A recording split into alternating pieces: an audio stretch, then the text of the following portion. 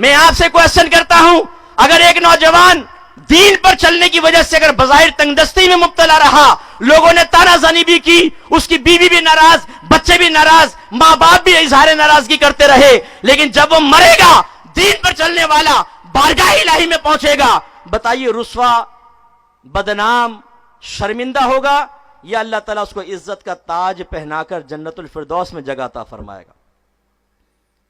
اور دین سے نفرت کرنے والا، دینداروں کا مذاق اڑانے والا، انہیں غلط مشورے دینے والا، ارے بھائی دین میں کچھ بھی نہیں رکھا ہے، اوپر نیچے کی نہیں کرو گے، حرام نہیں کماؤ گے، گزارا نہیں ہوگا تمہارا، بھیک مانگتے پھرو گے، ٹھیک ہے، وہ آپ کے روش پہ چل گیا، واقعی بھیک نہیں مانگی، بہت کما لیا اس نے، اب اس کا انتقال ہوا، لوگوں کا حق دبایا تھا، حرام کھایا تھا، عذاب قبر الگ، جب اللہ کی بارگاہ میں میدان محشر میں پہنچے گا تو کیا رشوت سے کام چلائیں گے؟ کون سی چیز ہوگی جو اللہ کی بارگاہ میں پیش کریں گے؟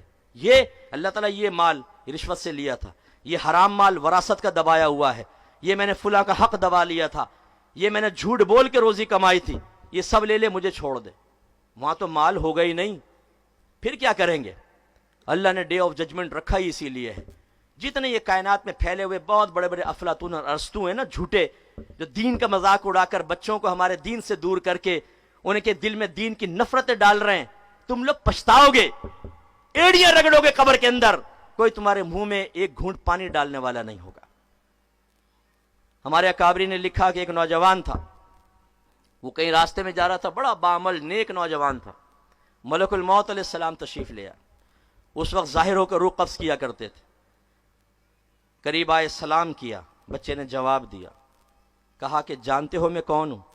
کہا کہ جی نہیں، کہا میں ملک الموت ہوں۔ نوجوان ہنس پڑا، خوش ہو گیا، کہنے لگا آپ ملک الموت ہیں؟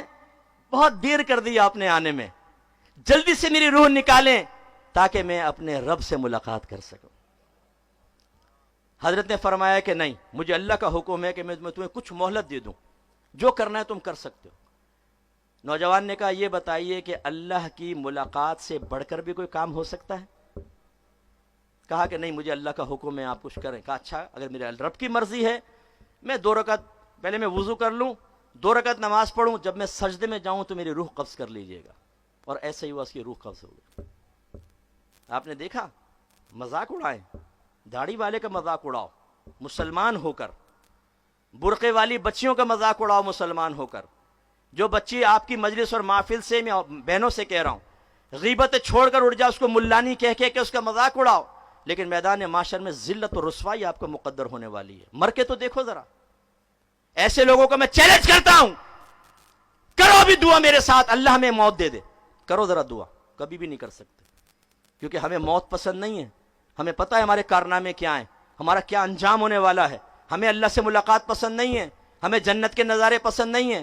حالانکہ حدیثوں میں کہ تیسرا کویشچن ہوگا، ما کنت تقول فی حق ھذا الرجل، تو اس شخص کے بارے میں کیا کہا کرتا تھا؟ میرے آقا جلوہ افروز ہوں گے، آپ کے پسینے کی مہک سے پوری قبر منور ہو جائے گی، مہک جائے گی، نور ہی نور آ جائے گا۔ اس نبی کو ہم دیکھیں گے جس نبی کا صرف نام سنا تھا اور کائنات میں اس کے نام پہ گردنیں کٹتی ہم نے دیکھی تھی، اس نبی سامنے ہوں گے، لیکن موت کی تمنا تو کر کے دیکھو، نہیں کریں گے۔ پتہ ہے ہم چور ہیں، پتہ ہے کہ سب سے بڑے دین کے دشمن خود مسلمان ہیں، جو اپنے گھر میں دین کو داخل نہیں ہونے دیتا۔ کافر کیا ہمارا بگاڑے گا، ہم بگاڑیں گے۔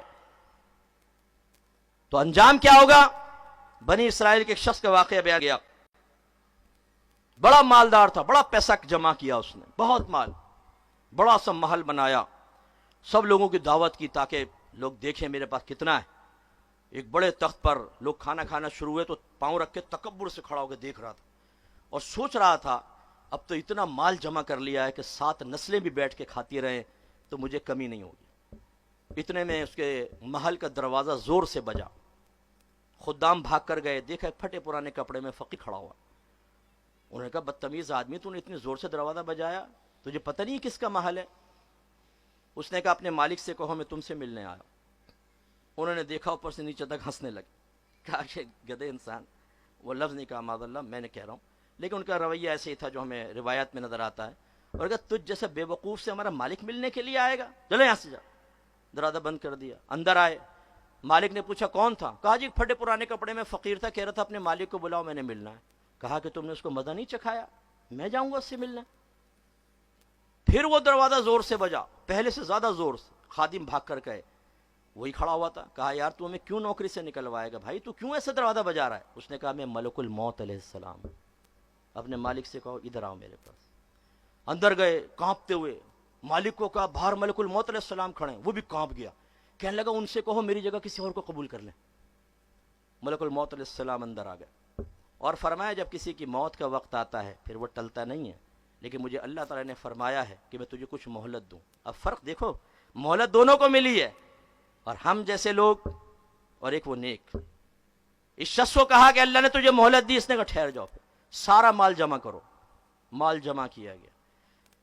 پھر اس نے اس مال کو دیکھ کر کہا اے مال تجھ پہ اللہ کی لعنت ہو، تو نے مجھے اللہ کی یاد سے غافل رکھا، اگر تو مجھے نہ مشغول رکھتا تو میں اپنے رب کو راضی کر لیتا۔ اللہ نے مال کو بولنے کی طاقت عطا فرمائی۔ مال نے کہا ملامت مجھے نہ کر، اپنے آپ کو ملامت کر، میری وجہ سے تو تجھے نعمتیں ملی، آسائشیں ملی، تو بادشاہوں کے دربار میں اس وقت داخل ہو جایا کرتا تھا جب دینداروں کو روک دیا جاتا تھا۔ اگر تو مجھے صحیح جگہ استعمال کرتا، صحیح طرح کماتا، میں تیرے کام آتا، تو نے غلط طریقے سے جمع کیا تو تجھے نقصان ہوا، ملامت مجھے کیوں کرتا ہے، اپنے آپ کو کر۔ اور پھر ملک الموت علیہ السلام نے اس کی روح قبض کی اور وہ پہاڑ کے برابر اپنی دولت کو دیکھ کر حسرت کے ساتھ مر گیا۔ علماء نے فرمایا جس کے پاس جتنا مال ہوگا مرتے وقت اس کو تکلیف اتنی ہی زیادہ ہوگی۔ نوجوانوں آپ کی سکوٹر یہیں رہ جائے گی، آپ کے کپڑے بھی اتار لیے جائیں گے، جو آپ نے پینٹ شرٹیں منگائی تھی لنڈن سے وہ سب ادھر ہوں گی، گھڑی یہاں پر ہوگی، آپ کا بینک بیلنس، آپ کا پیسہ، آپ کا سب کچھ یہیں پر ہوگا، آپ کی زوجہ یہیں پر ہوگی۔ ہو سکتا ہے وہ عدت گزار کے کچھ عرصے بعد کسی اور شخص سے نکاح کر لے، آپ کو بھول بھال جائے، اور آپ کو سب کے درمیان سے اٹھا کر قبر میں ڈال دیا جائے گا۔ کہاں گئے دوست؟ کہاں گیا پیسہ؟ کہاں گیا وہ دین کا مذاق اڑانا؟ کہاں گیا وہ دینداروں کو دیکھ کر منہ پھیر کے نکل جانا؟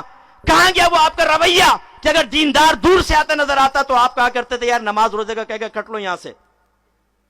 اب پچھتاوا ہوگا، اب حسرت ہوگی، اور پھر آپ کو ایک انتہائی شرمندہ کر دینے والا منظر نظر آئے گا۔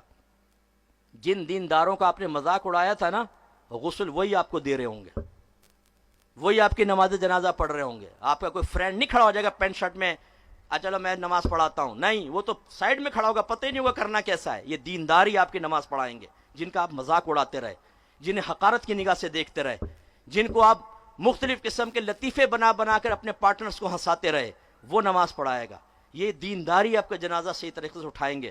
ورنہ آپ دیکھ لیں ہٹے کٹے نوجوانوں کو دیکھا ہے، پہلے تو فوراً آگے آئیں گے اشہد ان لا الہ، بس اس سے آگے کلمہ بھی نہیں آتا، آزما کر دیکھ لیجیے۔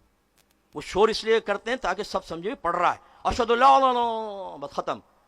آپ کے دوست تو یہ کریں گے، پھر سب پیچھے صرف دیندار اٹھاتا ہوا لے کے جا رہا ہوگا۔